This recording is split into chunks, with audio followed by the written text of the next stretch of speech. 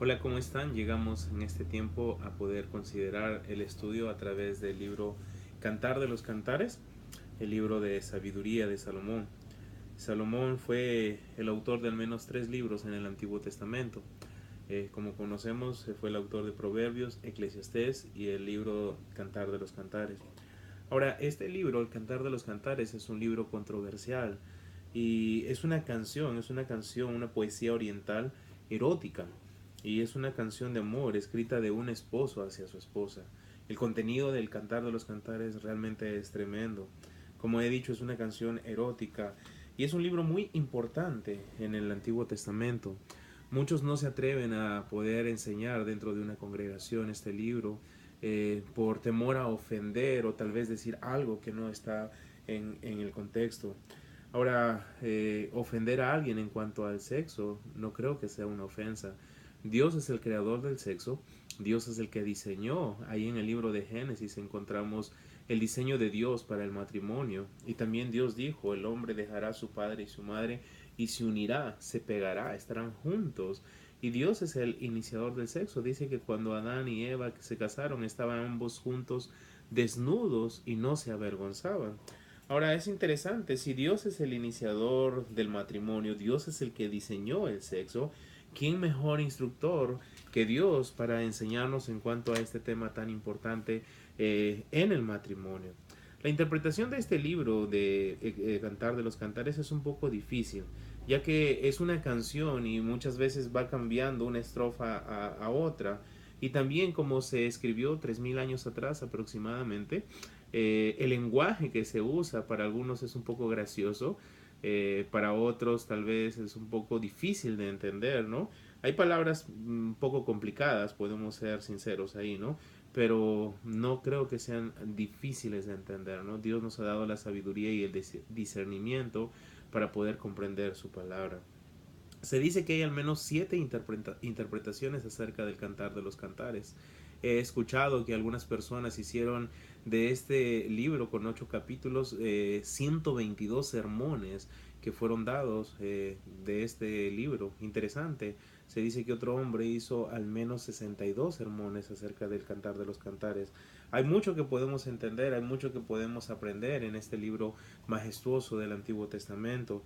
¿Quién es el autor? Bueno, el autor es Salomón. Salomón es el autor de este libro del Cantar de los Cantares. Salomón es el tercer rey que llega al trono de Israel. Recordamos un poco la historia. Fue Saúl el primero en ascender al trono de Israel.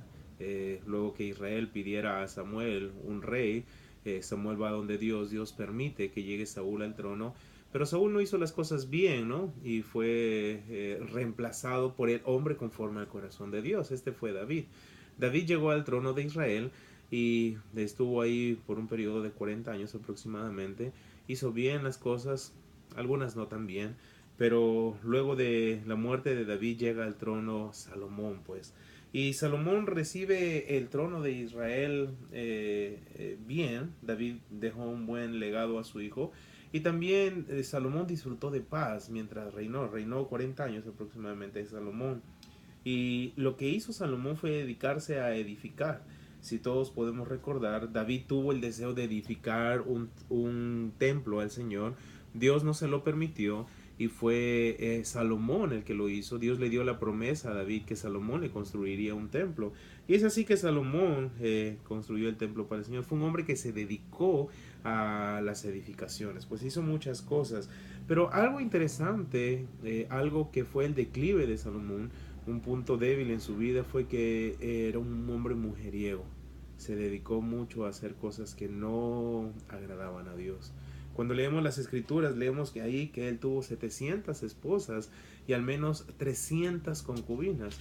Y mucha gente puede decir en ese punto, wow, ¿por qué? Entonces, si Salomón lo hizo, nosotros los varones tenemos la potestad de hacerlo.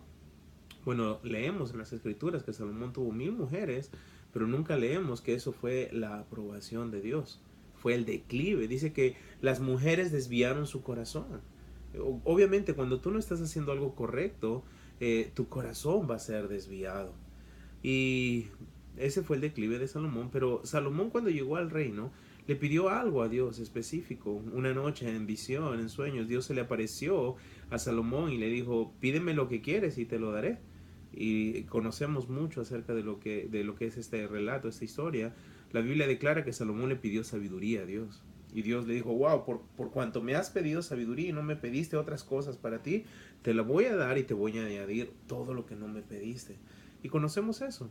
Ahora, en uno de sus escritos de Salomón, en el libro de Eclesiastés, si quieres acompañarme ahí, a Eclesiastés capítulo 1, versículo 12 al 18, vamos a encontrar algo interesante acerca de lo que escribe Salomón y su relato personal. Leamos por favor Eclesiastés 1, 12 al 18. Yo, el predicador, fui rey sobre Israel en Jerusalén, y di mi corazón a inquirir y a buscar con sabiduría sobre todo lo que se hace debajo del cielo. Este penoso trabajo dio Dios a los hijos de los hombres, para que se ocupen en él. Miré todas las obras que se hacen debajo del sol, y he aquí todo ello es vanidad y aflicción de espíritu. Lo torcido no se puede enderezar, y lo incompleto no puede cortarse. Hablé yo en mi corazón, diciendo, he aquí, yo me he engrandecido y he crecido en sabiduría, sobre todos los que fueron antes de mí en Jerusalén, y mi corazón ha percibido mucha sabiduría y ciencia. Y dediqué mi corazón a conocer la sabiduría, también a entender las locuras y los desvaríos. Conocí que aún esto era aflicción de espíritu, porque en la mucha sabiduría hay mucha molestia, y quien añade ciencia, añade dolor.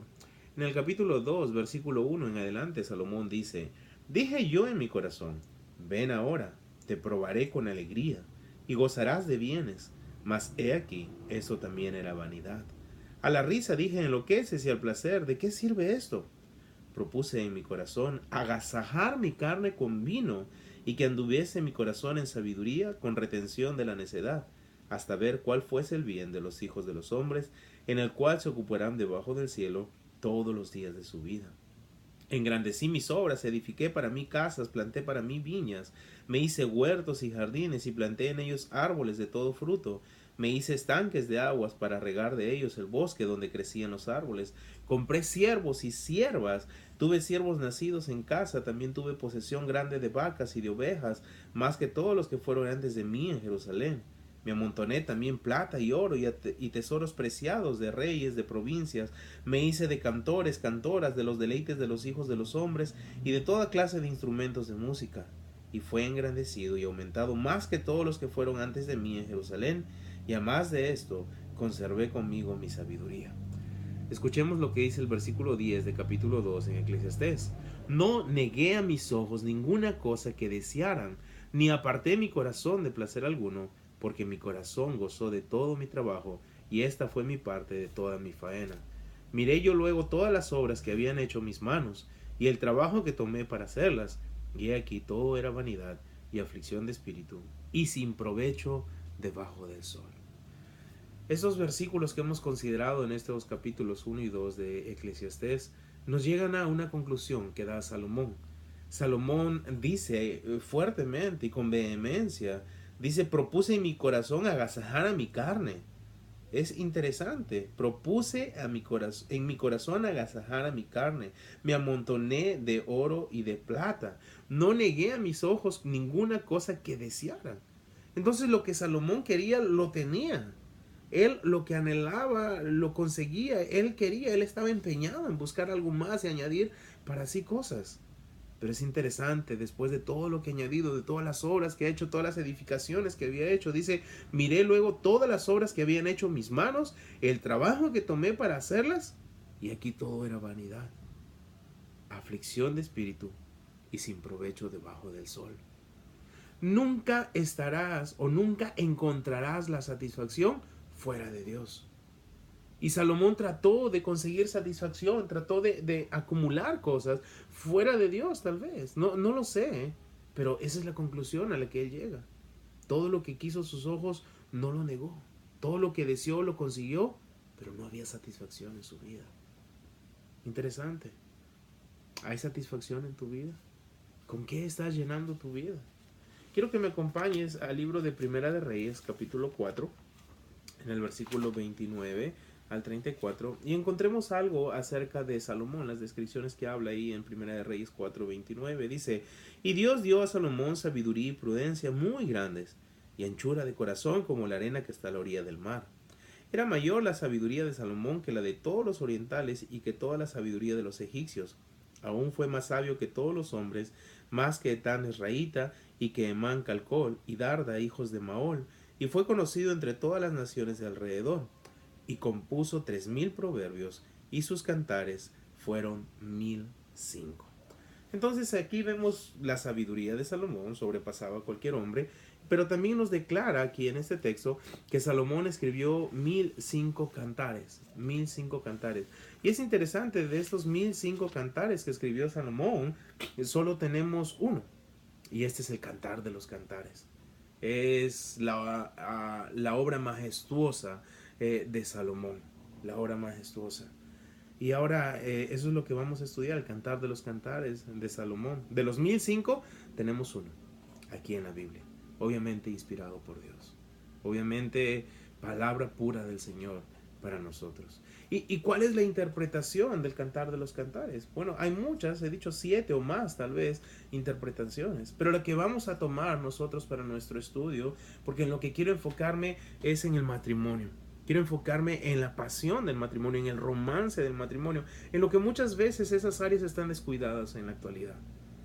Vamos a tomar la interpretación literal del Cantar de los Cantares. Aquí en el capítulo 6, versículo 13, aparece el nombre de esta mujer, o bueno, nos dice de dónde es, la Sulamita. Y este libro trata acerca de la relación entre el esposo Salomón y esta Sulamita. Y hay unos personajes más que vendrían a ser las hijas de Jerusalén. Lo vamos a encontrar aquí empezando el primer capítulo. Vamos a tomar esa interpretación, nosotros la interpretación literal.